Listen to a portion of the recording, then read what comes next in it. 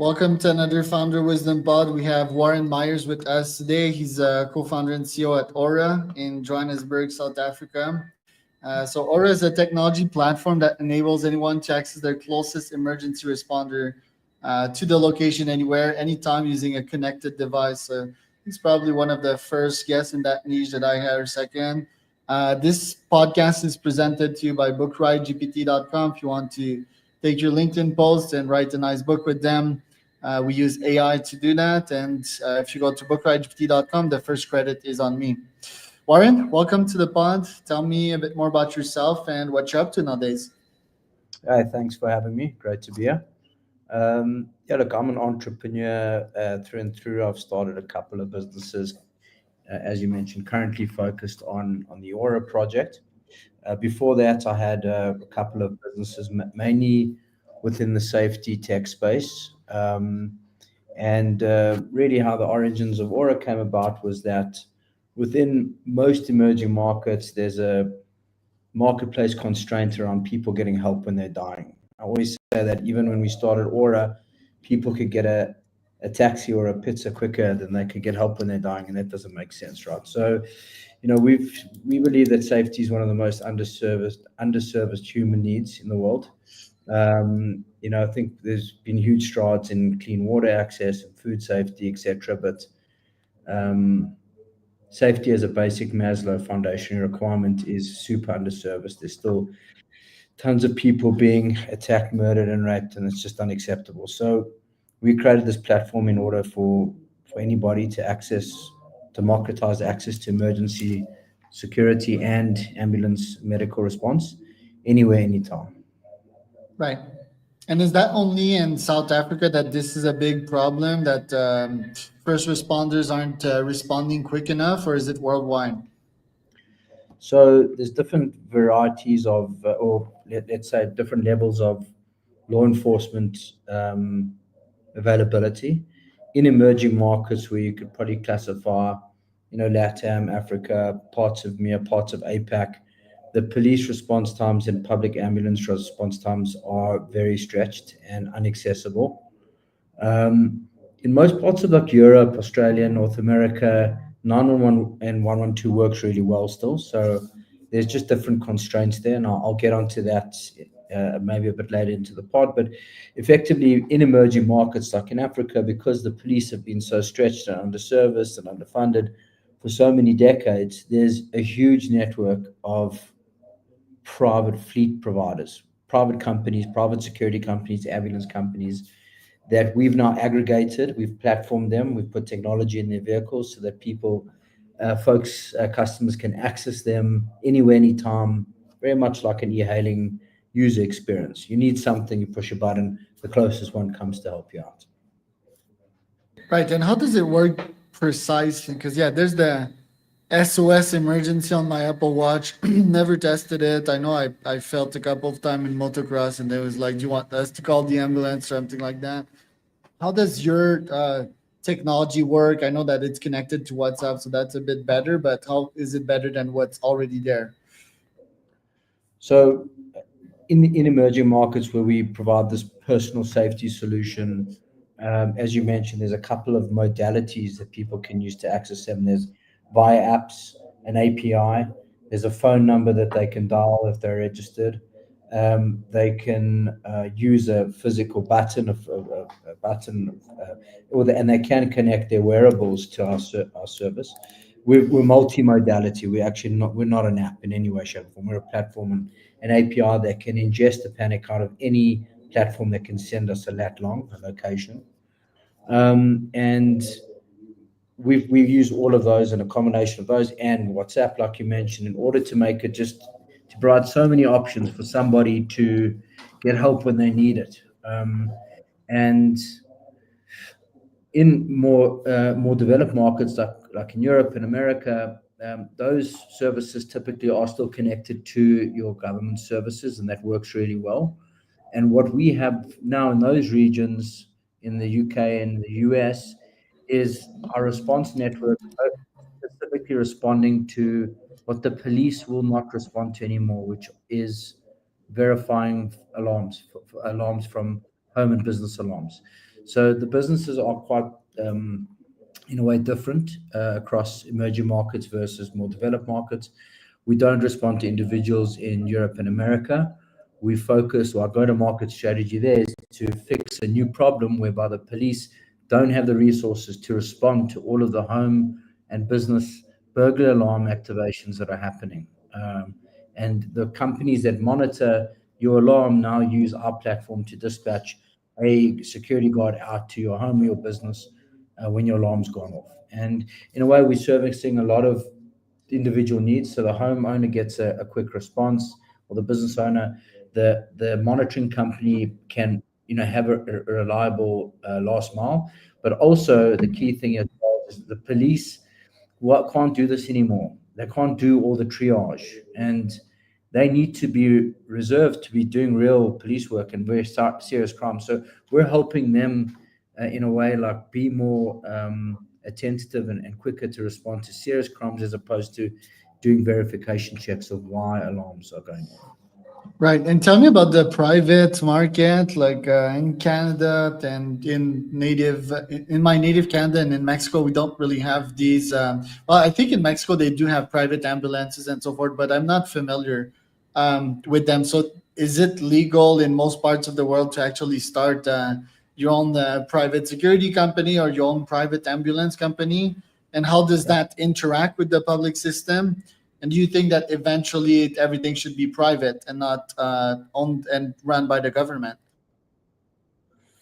So it's a really good question. I always say there's a huge gap. There's a gap between a more and more connected population and what its government can provide, right? Every 25 years ago, no one had these. This is a connected device that enables anyone to phone for help. Before, you had to run to landline for dial 911. So, as the world progresses and there's far more connected devices and DIY alarms and IoT devices and even connected cars that have a safety need, you can see that as the demand side of this marketplace, while the police, being the supply side, are needing to always be available for these millions and tens of millions of new connected devices coming into markets. The police can't do that in every market. In emerging markets, they couldn't do the basics from day one. They struggled and were very stretched, and that's why, like I said, there's a huge private sector across those. But what we're seeing in more emerging markets is the police being very surgical around where they do put their resources and where they don't. So I think to answer your question, yes, you can have a private security company or a private ambulance company in every region.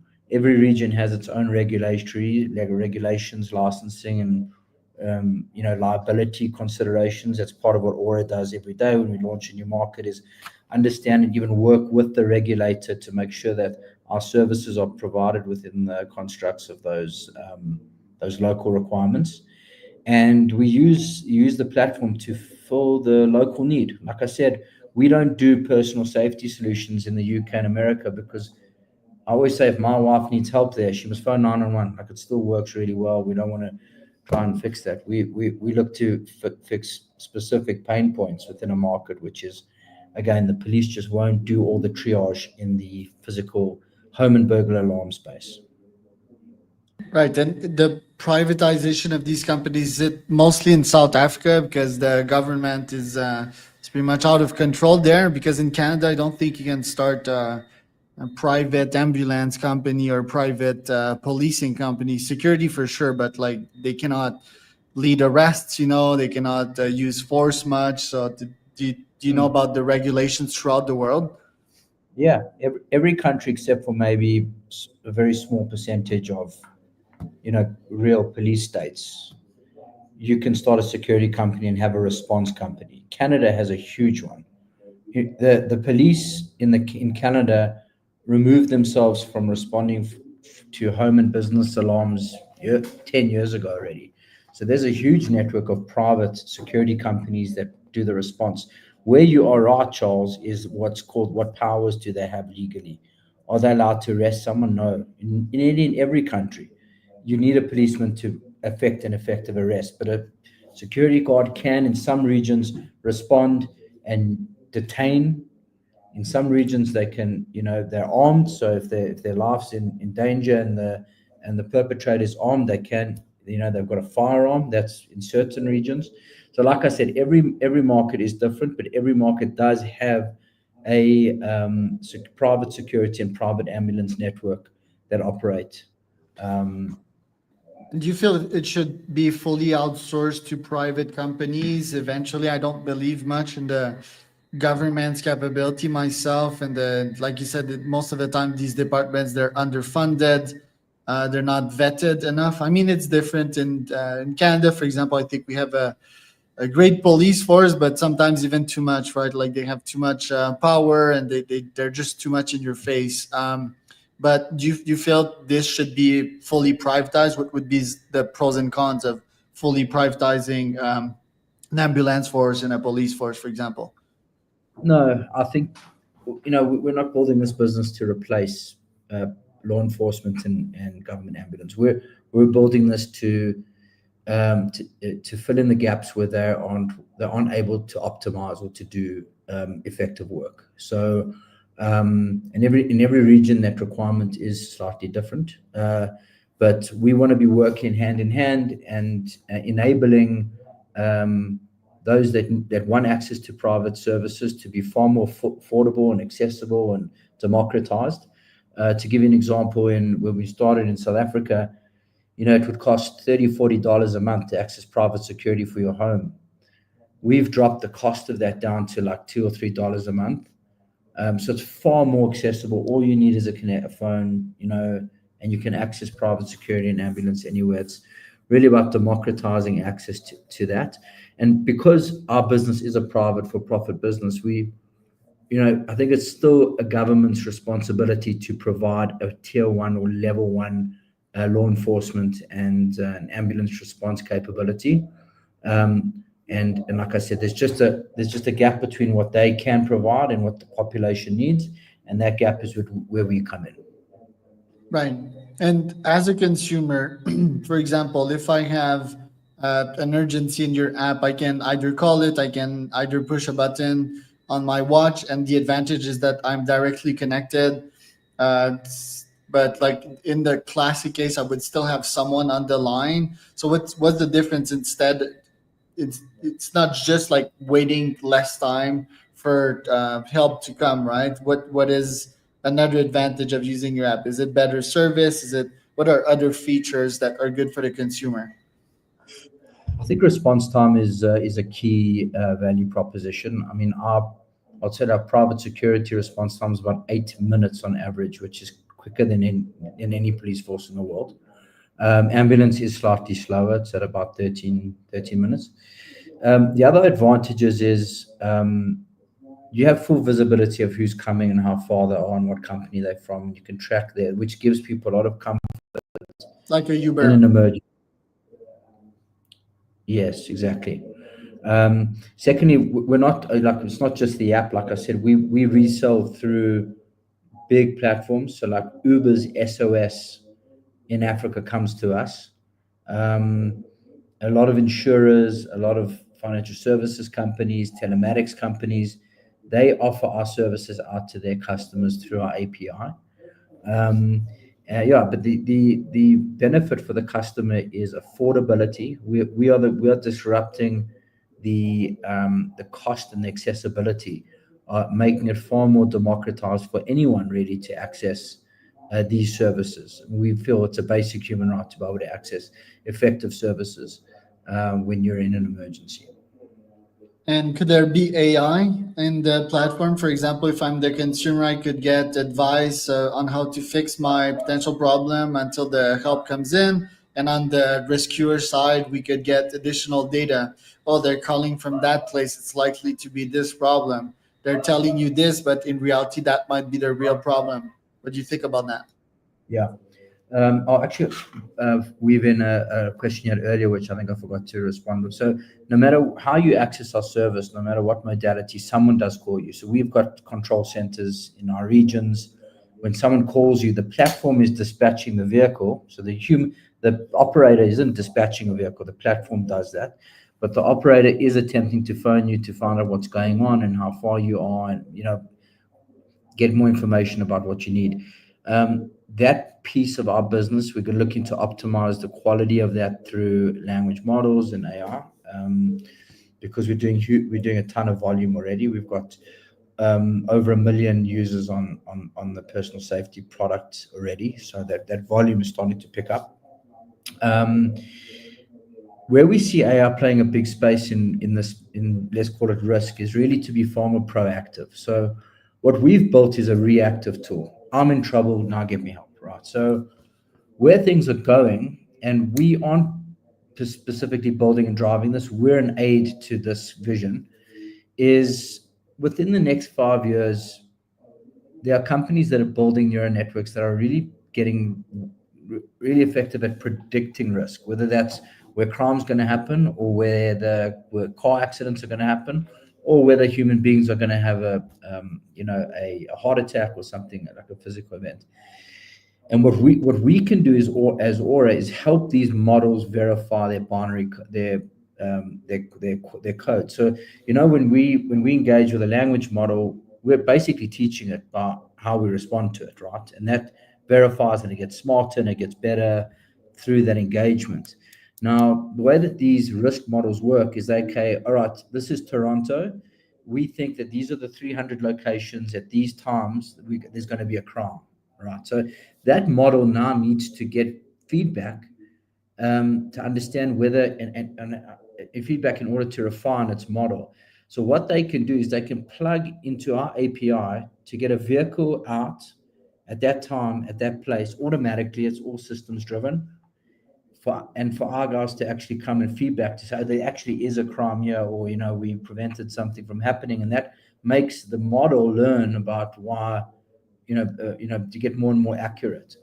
But I do think you're part of our data sets as well. We have a huge data set now that's really labeled and refined and location based, that can help build this new world of proactive, preventative safety.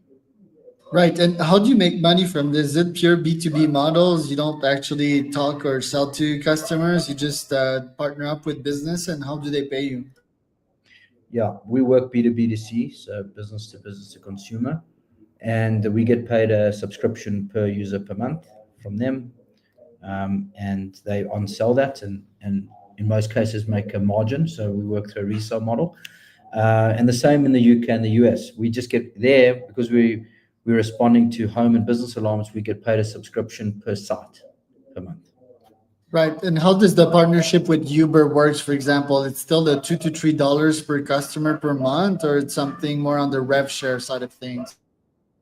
I wish. But you caught me out on one of our exceptionary accounts. We have a unique commercial deal with Uber, because people don't pay for it. It's almost like an embedded benefit. Well, please use Uber. We're a safer e-hailing platform.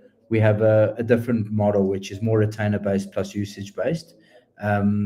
We did try the subscription there, but I think that they're just at such huge scale that a subscription model there would be difficult economically. And in South Africa, I mean, you've been running that companies for almost 10 years now. Is it fair that you have around 10,000 customers at this point? Customers, as in our business partner, or Paid the end, customers. Yeah. end users? Yes. The two to No, we three have dollars. we have over 1 million end users. Okay. And In $2 to $3 a month, that means like 2 to 3 million MRR per month. Remember, that's what they're paying. That's what they're paying our partner. So that's already been marked up to $2 to $3. All right. Yeah. So around 2 million MRR right now. And what are your other expansion plans nowadays? Like, where do you want to go next? So there's two main projects for this year. First of all, we've just kicked off in the States, launching the alarm verification model. There's a lot of major cities in America where the police are mandating that they won't respond any longer to alarm calls that aren't verified. It's using up all their resources. So we're building that out. It's a huge project. And what we're also doing now is we are launching a global initiative or project where we're enabling global platforms, whether it's OEMs or alarm apps or CCTV apps or global safety apps, to click into one partner, which is Aura, one single API, and we will affect a guard response, a private guard response in markets where it's needed, like I've mentioned, in more emerging markets. But in European or American markets, we would clear that into the police for them. So they have one company that they're dealing with that gives them a global SLA, a service level agreement, and we will provide the response capabilities depending on what that country needs and what their users in that country needs, which is either going to be private or public. So it's one endpoint touch point, which enables a global service for them. What have you observed on this planet the last 5 years post COVID? Is the world safer, generally speaking? And yeah, tell us about South Africa specifically, and or the US and Canada. Yeah, it's difficult to paint the world with one brush. Um, and when you say safety from a safety perspective, and I think if we pull out war zone statistics, which are we're not designed to fix war zones. We're more of a personal safety solution. We're seeing trends getting worse since COVID. I think it's got a lot of linkage to economic positions. That does drive crime. Um, and we're also seeing a ton of other like levers that are creating so much more need for what we're doing. I mean, one that comes to mind is just the amount of attempted suicides that we're responding to from an ambulance point of view is skyrocketed since COVID because so many more people are really struggling out there. So I'd say in general there's a negative trend in crime. I think that it is getting worse generally. I see there's some countries that it's getting better, um, uh, but uh, but generally we're seeing that police forces around the world are having to really think about how they prioritize their resources, um, and that opens up a very obvious gap for a company that can provide response services within that country from a private point of view.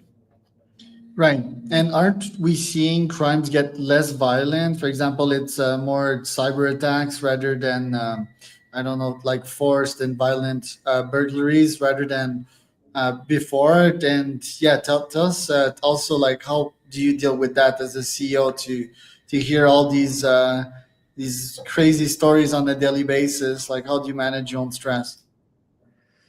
Um, so I think there's two questions in there. So look, I definitely do think that criminal syndicates globally have realized, just from a basic ROI point of view, that cyber is less risky and it pays really well, as opposed to going and hijacking people, robbing or breaking into homes and businesses, right? That being said, we're not seeing a reduction in the serious physical crimes because of that. We're just seeing a growth in all of it. And the real violent stuff, unfortunately, happens in the very lower income areas, where it's drug related and alcohol related and bad domestic violence. So someone breaking into a home, like maybe the stats on that is coming down slightly, but where we're seeing the violence is really in the lower income, and that's why we built this platform. I always say we didn't build this to make rich people safer. Rich people are already safe. We built this to democratize access to emergency service so that anybody and everybody can access these services no matter where they are, no matter what they earn. It needed to be far more accessible and affordable. Now, your stress as a CEO, how do you handle it? You read and see like very disturbing stuff almost on a daily basis. How do you deal with that? I try to focus on what we do good. We save 5 lives a day, every day, and that's a very binary metric we haven't, because what that means is these people would have died, and that's very often a medical response. It's hard to know security point of view if you've saved someone's life. So we actually just we leave that out. But just on the ambulance side, if someone has an airway, breathing, or circulatory compromise, they would die if they don't get help.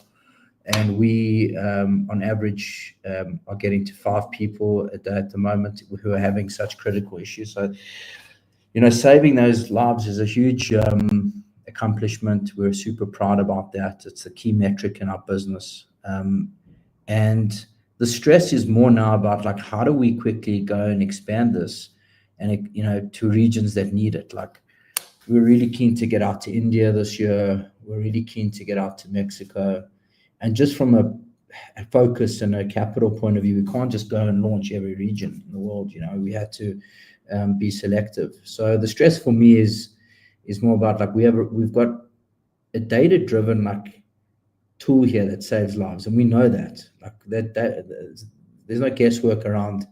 We actually know quite accurately how many users we add on results in life saved. That funnel is actually quite predictable now at our scale, and to not have that in markets that need it feels very wrong to me, just because we know we don't have the capital, we don't have the focus or the time and energy to go and do that, like that's what stresses me out, which is like I want to move a lot quicker than we can at the moment. I guess that's my job as CEO, to kind of pull the business forward as quickly as we can, but it's always within limits. Like there's just we can't be everywhere. Although we intend to, we can't be everywhere. So stress with regard to maybe not getting out there quick enough for specific incidents. You've got to adopt the mindset of, say, like our doctor would be, which is like you can't save everyone, but you're here doing the right thing, and that's, you have to make peace with that. Otherwise you can go a bit mad. Right. Last question. You mentioned poverty and crime, right? If we fix economic situations, do we fix crime, and what would be the best way to do that? Yeah, I think that candle needs to be burnt on both ends. I think you fix crime by fixing poverty, but you also need to have really strong enforcement of rules, whether that's done by law enforcement or by private security in certain regions. I think a society needs that being attacked from both angles, um, and uh, and I definitely do think that if we improve the basic living standards of people, it definitely does result in far less domestic violence, and some of the worst crime we see is coming out of the very low income. It's not the organized crime that is in the movies and the series. And yes, you do have some very terrible crimes that happen in suburbs and that, but our main the main place where we see the very violent stuff is coming out of areas where people don't know where their next meal's coming from, and for that reason they need to feed a family and they get desperate, and there's a lot of drug problems that fuel that desperation. So I think fixing like that is really going to get rid of a lot of the 80-20 rule. Like a lot of the very violent stuff is happening because people are desperate. Thank you so much for coming on today, Warren. Where can people find out more about you? Yeah, we're on LinkedIn. Our website is aura.services, or we have another domain which is aurasos.com. They can get hold of us through there. We've also got like I mentioned, LinkedIn pages. So please reach out to us if you like what we're doing, and if you feel like there's a good partnership to be had. I was Warren Myers.